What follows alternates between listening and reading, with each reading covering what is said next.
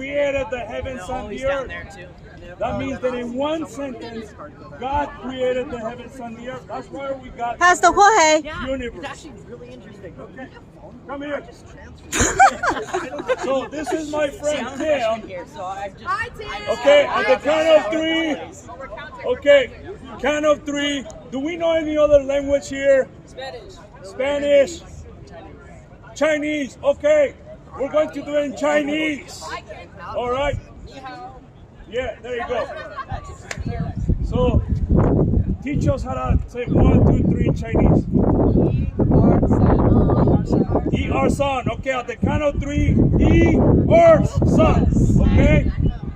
E our son. Hi, Tim. There you go. So this is my friend Tim. He leads the ministry called Ratio Christi, and they deal with questions like, like Julio had. I'm an atheist, and I believe we humans created God, and we are God. So, how do we know that, God exists? How do we know that the Bible is the Word of God? Just tell us a little bit about some of the things that you. There's a lot of things to talk about. And then please speak very loud so that everybody could hear. Yeah. So I don't speak quite as loud as he does, but I've been in the Navy for a while, so I've learned to lift up my voice. How do we know that God exists? How do we know that God exists? So some of the ways that we talked a minute ago, Julio does not believe God exists. Here are some of the ways that we know God exists.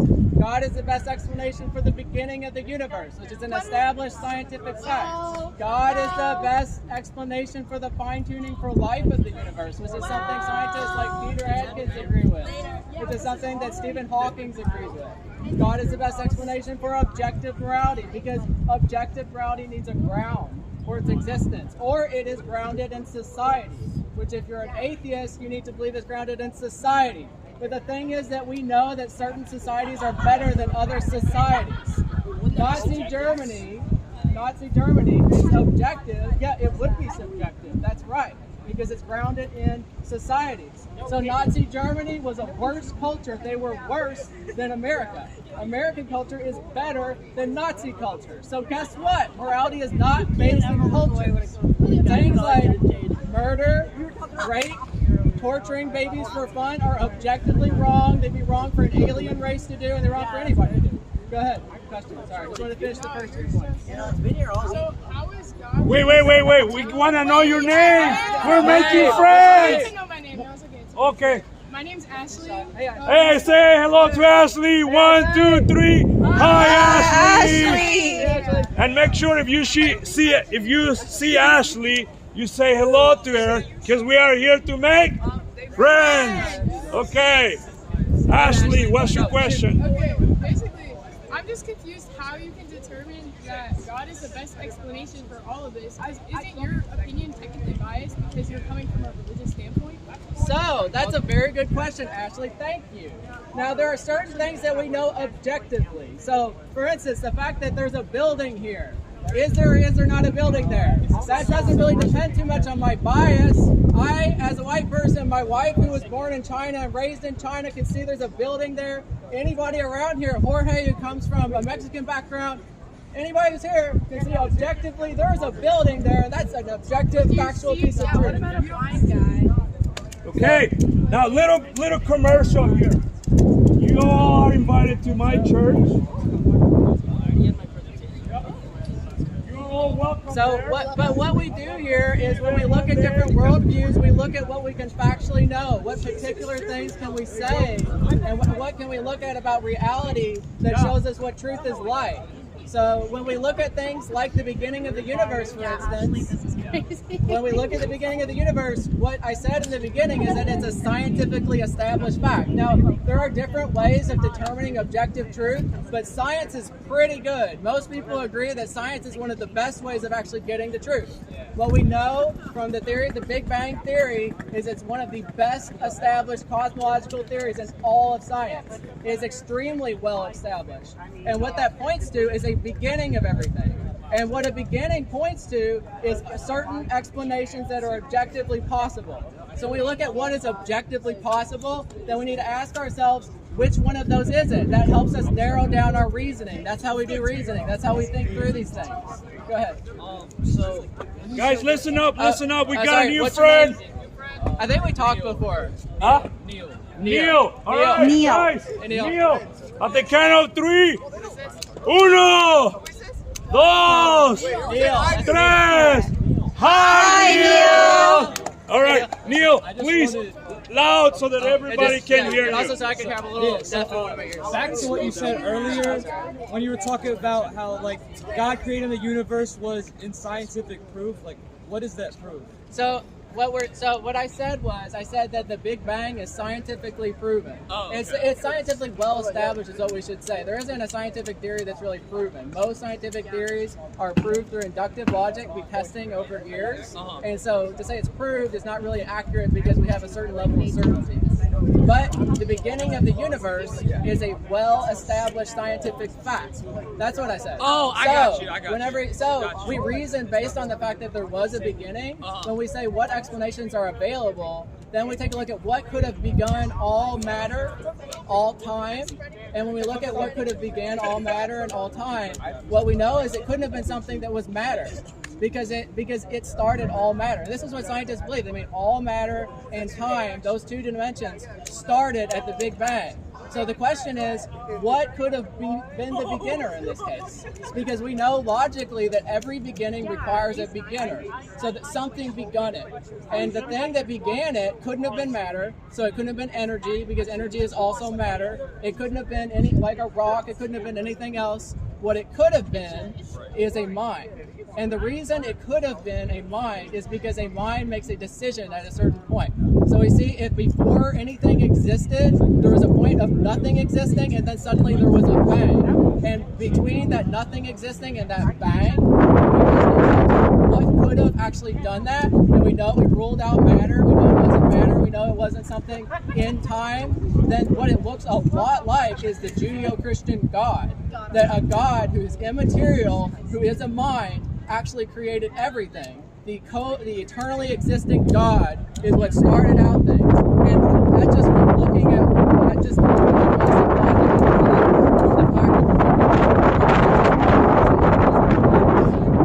Like the other thing was when you said that everything that begins needed something to begin it. I'm sure you've heard this a lot, but like something must have created God then, right? No, so and again, you have to listen very carefully to what I'm saying, because I said everything that has a beginning has a beginner. God does not have a beginning. And this is easy to think about. Before we knew about the Big Bang, all scientists thought that the universe didn't have a beginning. So they thought the universe didn't need a beginning because it didn't have a beginner. It was eternally existent. That's what scientists believed about the universe up until the last 100 years when the Big Bang was discovered. So it's not like a new concept for something to be eternally coexisting. But the difference is that we know that the universe is not. We know that the universe is not eternally existing because we know it had a beginning. So then we need to ask ourselves, well, what is eternally existing? Because when we look at beginnings, we have to say that something is the initial start, which it requires something that is actually eternal in its existence. Because if you don't have something that's eternal, you go back an infinite number of beginnings, and you can't have just an infinite number of beginnings. There's something rooted there. Bye, Julio. But with that point though, it's like you use the term logical reasoning twice. Yeah. And it's saying like you said, logically there can't be an infinite number of beginnings, right? Yes. Which makes sense, but that also means logically there has to be a beginner for something like God.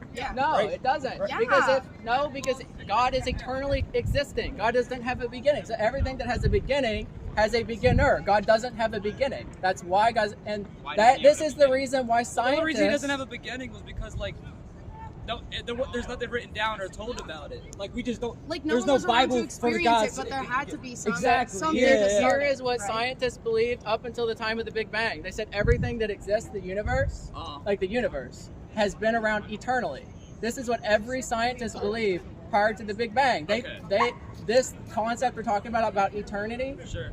This is what scientists believe the universe was up until just like within the last 100 years. The only reason that we're talking about God, that the universe had a beginning, and that beginner is God from a scientific perspective, the reason we're talking about, well, the universe is not eternal. The only reason that is a thing people think about in the scientific community is because of the Big Bang, which points out that there was a beginning, and that beginning points to, well, how did it start? So that's the difference. The concept of being eternal has existed forever. Both atheists, from every religious standpoint, people have understood that. So go ahead. What's your name? Sorry. Olivia. So, Hi, Olivia. Hi, Olivia. So, if the universe created the Big Bang, God is basically your understanding of universe, kind of like it was actually the universe God. didn't create the Big Bang. But like universe was created through the Big eternal Bang. thing that is always existing that has no beginning. You said that. No, you're mixing two. So I said before the Big Bang. Before the Big Bang, that's what scientists believed about the universe. The universe is the thing that came into being through the Big Bang. The Big Bang is what started all of the universe, all matter, all time, all the universe. That's what we call the universe. It started at a specific point called the Big Bang. Before it, there wasn't a universe. After it, there was a universe. I'm saying that God is the thing that was before the Big Bang, which was the one who actually did the Big Bang and created the universe. What was he doing for all of eternity before the universe was created? So, and that is a neat question, but it actually doesn't really matter. It really doesn't matter, because here's the thing. When we look at what we scientifically know as a fact, we say that the beginning of the universe is a fact. And when we look at the different explanations that are available for that, what we see is it looks very much like a mind. We see that it couldn't actually be matter. Logically, it's ruled out. So if logically that's ruled out, actually we're only left with like a choice. We're left with, that looks a lot like a mind. This is why people like Stephen Hawking, up till his death, tried to come up with different theories that got rid of this idea of a beginning. Because it's like earth-shattering to people who believe in atheism. Because if there was a beginning, then that means that it wasn't matter. It wasn't something like that. It was something that was other than those things that created everything. And then that is very disturbing to scientists who have been trying to point out that physicalism or physical things is all there is. So what we know is actually there's something beyond matter that exists, and it points to something like a mind. So that's a good question, and I talk about that question, but in terms of the question that we're answering, does God exist? It doesn't matter too much, because what we've already seen is that the question of the beginning actually points to a mind. Okay, so let's say that there is a creator, right? Yes. So all you're saying is true. So there was, hypothetically, there is a creator. They created the universe. It started. Yeah.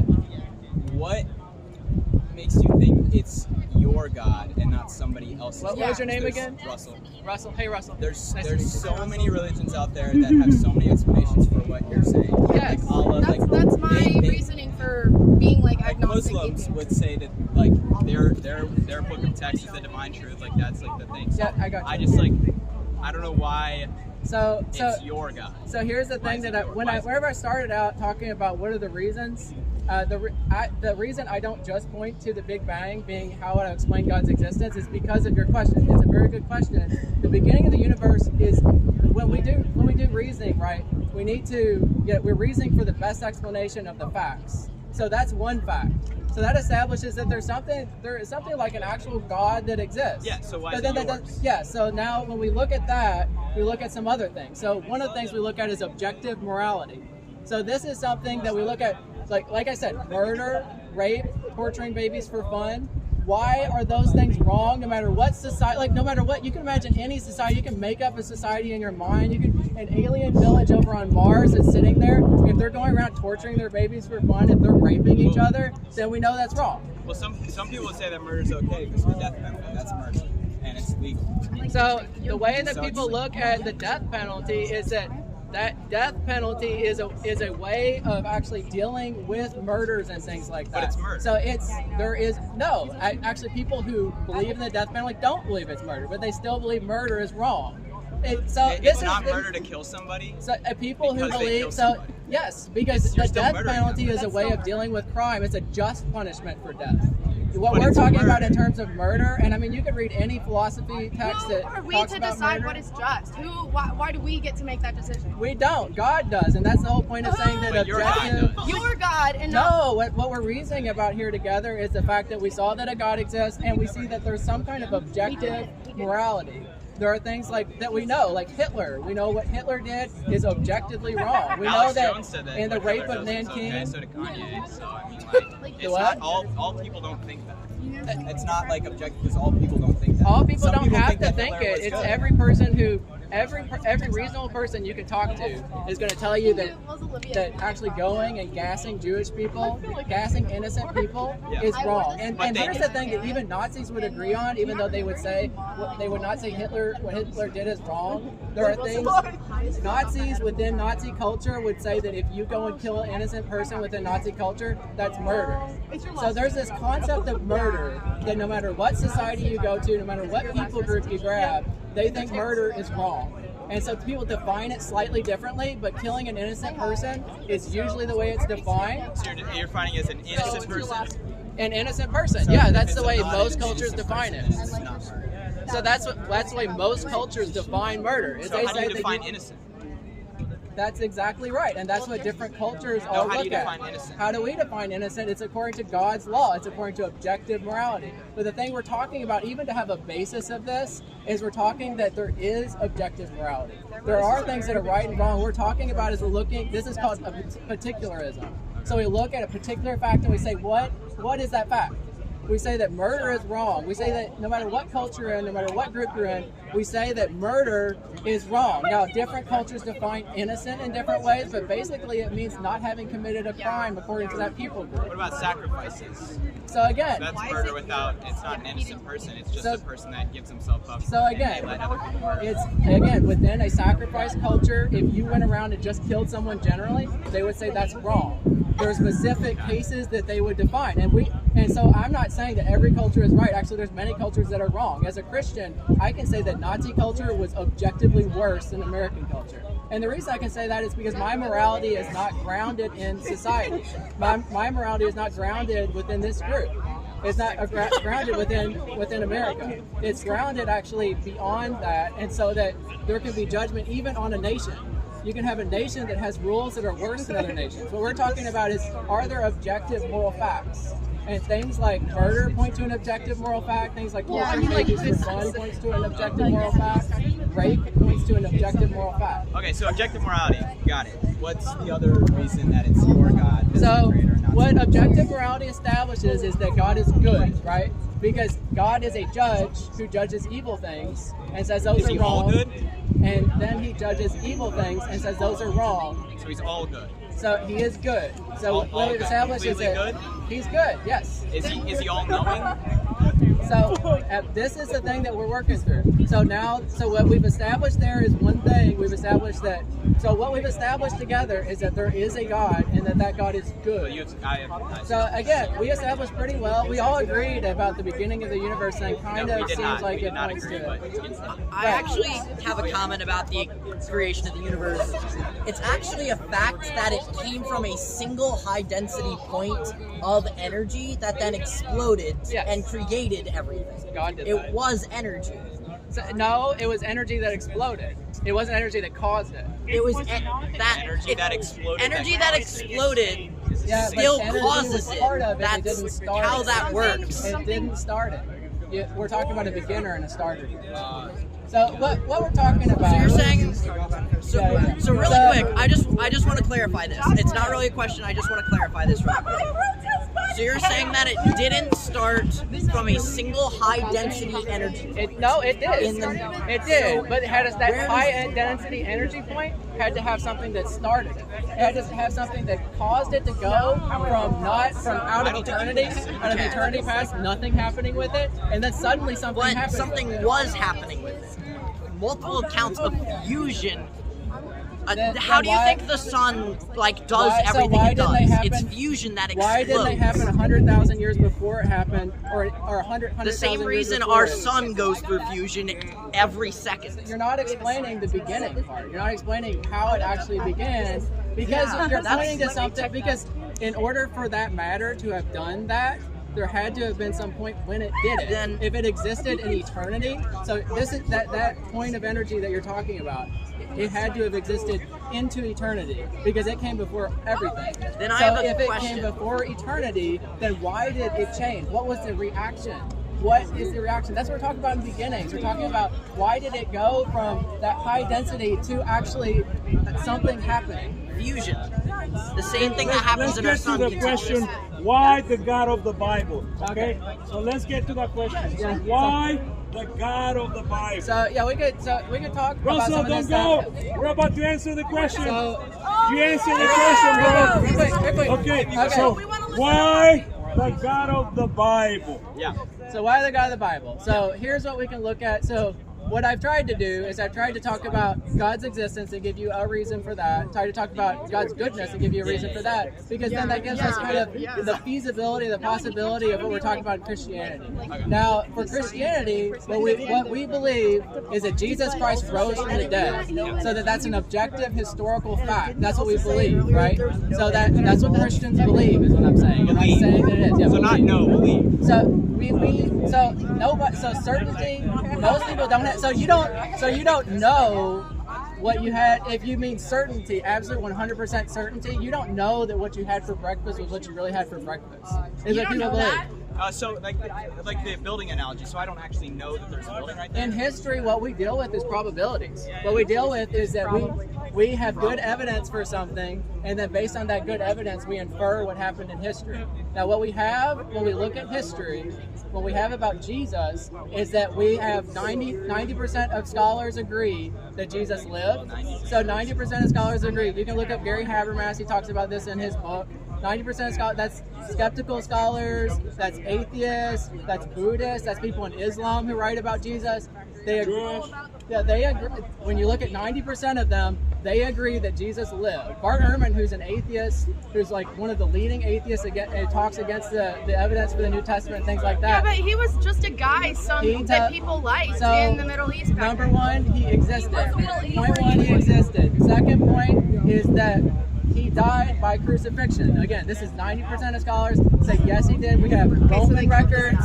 We have Jewish history that shows that. We have Roman records that say that Jesus lived, that he died by crucifixion. We see that he preached different things. See what he preached? He preached about the kingdom of God. He preached about repentance. He preached and he said that he was equal with God. This is the message that most scholars agree. Yes, he preached those kinds of things. Came back as a ghost. He rose up to heaven after 40 days. Not as a ghost. So he. Not as a what? So he wrote.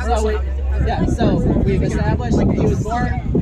What he preached, that he died on the cross. The other things that we know are that he had disciples, and that those disciples were drastically changed from after the time that he died, that they went from people that were fishermen and people that were not very bold into bold people that actually started Christianity.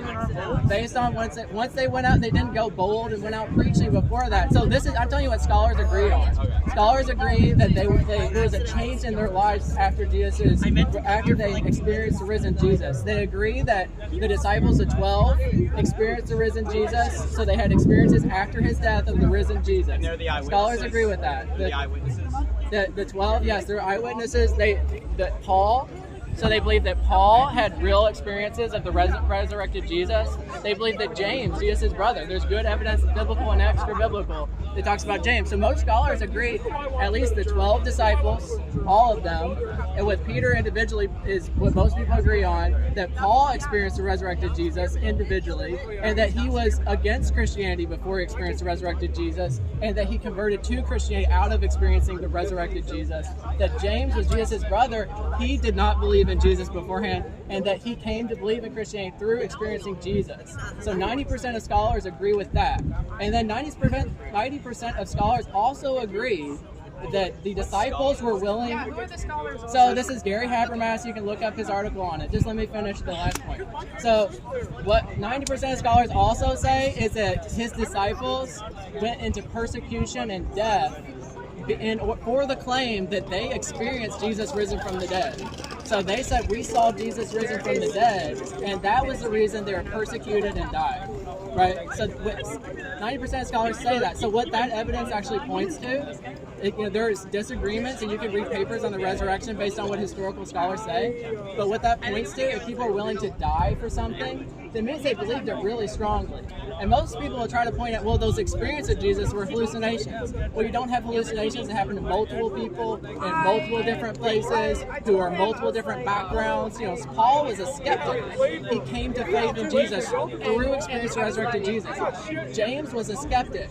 He came to faith through the resurrected Jesus. That's not a hallucination. Hallucination happens to one person. People don't stick to hallucinations, is what we know too. That when someone experiences a hallucinated person, that if you said, I'm going to stab you to death right now if you don't admit that was a hallucination, they give in. They say, no, it wasn't. But what we saw through the disciples, historically, factually, we know that they went to their deaths saying that Jesus, I saw Jesus. If you don't love this thing, we're going to send you to hell. So then, Yeah, that's just like scary. So no, they said that they said that you're not understanding what they are saying. What, you don't get it. no, You don't but get no, because what they said that they saw was they said that they saw the resurrected Jesus. That's what they were claiming. They weren't claiming that Christianity is true. Like that's the crucial thing. They were saying that I, as a person, 10 years ago, I saw Jesus and I met him and I shook his hand. I knew him, and he was after he died. Like, that's what they're saying. Okay, go ahead. Sorry. Okay, you keep saying Jesus and his brother, who also starts with a J name.